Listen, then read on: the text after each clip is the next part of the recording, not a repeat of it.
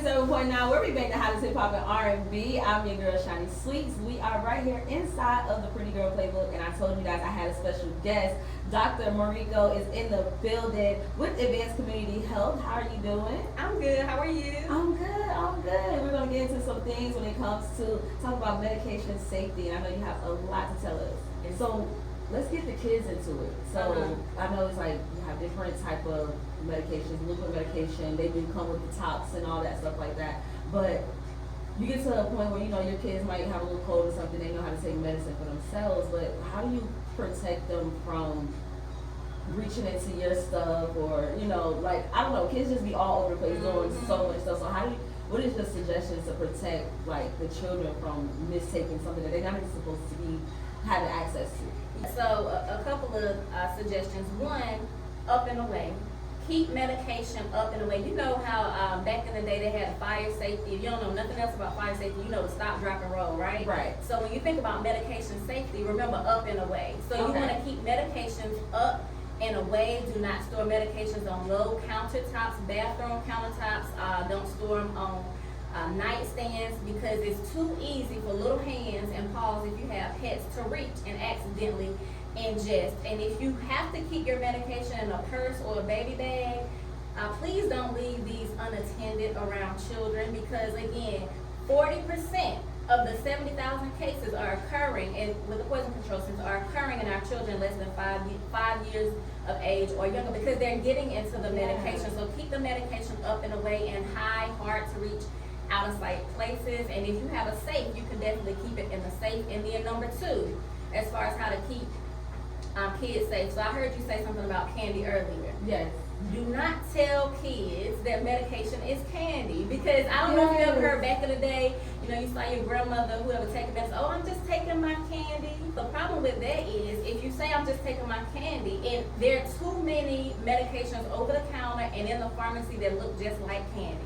And so when you're not around and the children say, oh, well, that's grandma's candy, I think I want some too, they will take it and ingest it, and then before you know it, they are another poison control statistic, and we don't want that happening. So just stop telling kids medication is candy, because it's not. It's funny because nowadays people use medicine for other things. If you're like a smoker or whatever the case is, they don't want the kids to know exactly what you're doing. They're like, oh, I'm about to go take my medicine, and they're like outside in the backyard or something, like, you know, doing what they do, but it's just like stuff like that. There's like, okay, well, now that's medicine, and that means medicine is candy. So now you're just like getting their mind all like miscombobulated, like they don't really know, and they're young. So they're just gonna have a curious mind anyway to like what it is that you're doing. Like, oh, well, you're gonna have medicine. Why are you going outside to take your medicine? It's just like, oh, okay. So like that's confusing. Now they're gonna be interested in that, and then you're telling them it's candy, and they're gonna be like, well, I like candy, and then it looks different than the candy I see in the store. So that's gonna have curiosity for, like, you know, curiosity's gonna kill cat, and that's gonna. And we don't want it happening in our babies. Exactly. So on top of like up and away. I really like that, up and away. Now, if you are taking multiple medications, like how can people ensure that they're taking the medications safely together? Just ask your pharmacist. Okay. So as pharmacists, we are trained to have a common knowledge of the medications that interact with each other. So you can just ask your local pharmacist, ask us at Advanced Community Health over there on Rockport Road in Raleigh, North Carolina. And then I want you to keep a list of all your medications, not just your prescription medications, but over-the-counter medications. And do not assume just because it's over-the-counter, it's safe to take, because some of those over-the-counter medications can worsen certain health conditions, or they can interact with the prescription medications. So on your list, I want you to add your pain medications, your Tylenol, your Aleve, any type of eye drops, ear drops, allergy medicines, constipation medicines, heartburn medications. Add all those over-the-counter things that you don't normally think about. Add them to your list, and especially vitamins and herbal supplements. And when you go to your appointments, take the list and make sure they look at your list before they start changing your medicine or adding another medicine, to make sure it's not going to interact with what you're already taking. Gotcha.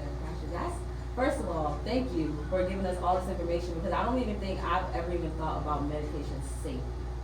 Like, honestly, and just how, what poison control and what the statistics are and how many incidents do happen. And I feel like for so many of us in our community, I mean, everybody's it's sad, but everybody has to probably take some type of medication, whether it is physically, mentally, whatever, that it is, just to keep you healthy and to know, like, when to keep it safe for yourself, how to intake it, keep it away from other people, things like that. So very much thank you. And then also, how can our listeners get more information about their medications? I know you said ask your pharmacist, but like, what if they want a little bit more like in-depth knowledge of what they're intaking?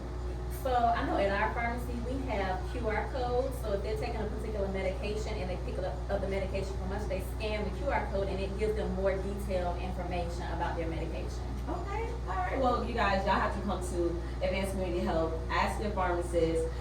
Dr. Marico, thank you so much. Now, also, how do pharmacists like yourself help patients feel supported when dealing with their medication? So one, I want to say, I believe patients feel supported when they feel heard, and you actually listen to them, address their concerns, and answer their questions in a way that they can understand. So as a pharmacist, when patients come and they have questions about their medication, I try to give them my undivided attention when I can, because I do work in a pharmacy and it can be very distracting. And then so I tell them about medication, why they may be using it, why it's important to take, common adverse effects to be aware of, and when to contact the healthcare provider. And then not only that, I think the most important thing I do is at the end, I allow space for them to ask follow-up questions. So I may say something like, did I answer your question, or does that make sense? Or what other questions can I answer? So they know I'm here for you. You ask me whatever you need to make sure you have the knowledge and information you need to take your medication safely.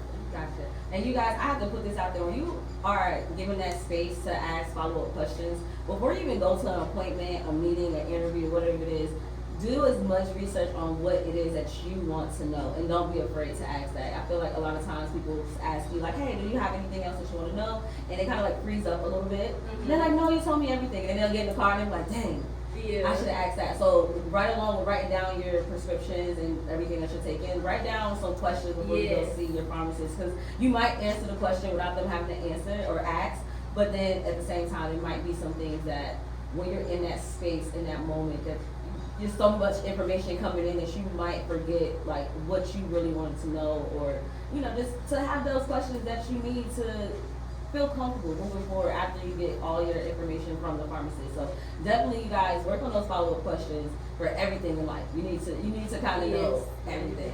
Now also, where can people, they already know, but where can people learn more about Advanced Community Health Services, and how can they book an appointment? So you can check out our website at advancedchc.org. You can also call us to make an appointment at 919-833-3111, and the pharmacy phone is 919-755-5060. All right, y'all. So of course, like she said, go to advancedchc.org or call 919-833-3111 and say that number one more time for the pharmacy. 919-755-5060. And thank you so much for having me. Absolutely. We love getting y'all here and talking to us. I've learned so much in the last few months with you guys coming through and like talking to us about things that we don't talk about in a healthy way in the community, when it comes to our body, our mental health, our physical health, stuff like that. And then, like you said, today is National Pharmacy Week. It is, so I have to give a shout out to all the pharmacists and pharmacy techs all over the nation, especially the ones at Advanced Community Health, where every day we are making sure patients get safe, effective, and affordable medication. I love that. Happy Pharmacy Week, you guys, okay? It's also HBCU Eagle season. Pride. Okay, so it's a room full of HBCUs in here. You already know Shaw U over here. I just finished coming down from celebrating my homecoming. We're going right into NCCU homecoming. You got Aggie Pride in here. Aggie What is an Aggie? What is an Aggie? What is an Aggie? I don't know. It's annoying, right? Is that what it is? Aggravating? I think that's what it is. But those Shaw Bears, we birthed y'all or whatever. But I'm just saying. But no, have a great homecoming. Shout out to everybody that's listening in. We're gonna keep things going. Of course, it's High 97.9. This is the Pretty Girl Playbook coming up. I got Key Glock with She Ready, and I got that Bryson Tiller with Chris Brown with It Depends. We're gonna have to get that remix with Usher in here.